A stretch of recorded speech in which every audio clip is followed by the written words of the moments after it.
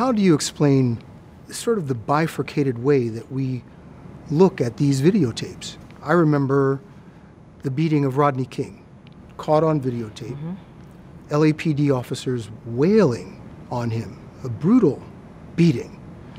African Americans said, look, see, that's what we've been telling you. That's how we are treated. Yet a jury of 12 white Californians said that was a justifiable use of force. So seeing the videotape is not always believing.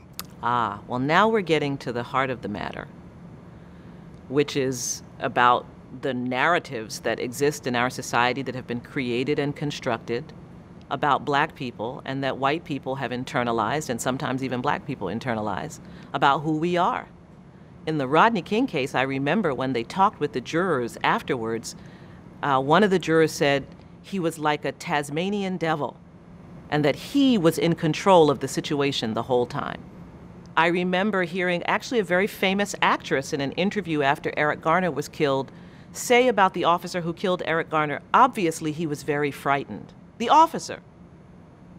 So the idea that black men are inherently frightening or criminal, you see the effort to tear down the reputation, the character assassination that happens to black male victims and to black female victims.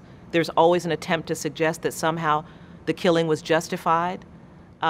You always hear this person was no angel. This is to feed into the willingness of far too many white people to believe in the criminality of black people, to believe in the inhumanity of black people, and to believe that our word is worth nothing. When George Floyd was being held down and saying, "I can't breathe," one of the officers said, "Well, you're talking just fine." Not even when we're dying will they believe us. And that is because of these stories that have been created from the days of slavery to justify the most inhumane and immoral act, to justify it by suggesting that we were somehow deserving of the fate in which we found ourselves. And those narratives have been recycled and recycled and recycled so that we can't guarantee that when these cases come before a jury, that those narratives don't make their way into the jury deliberation room and wind up affecting the verdict.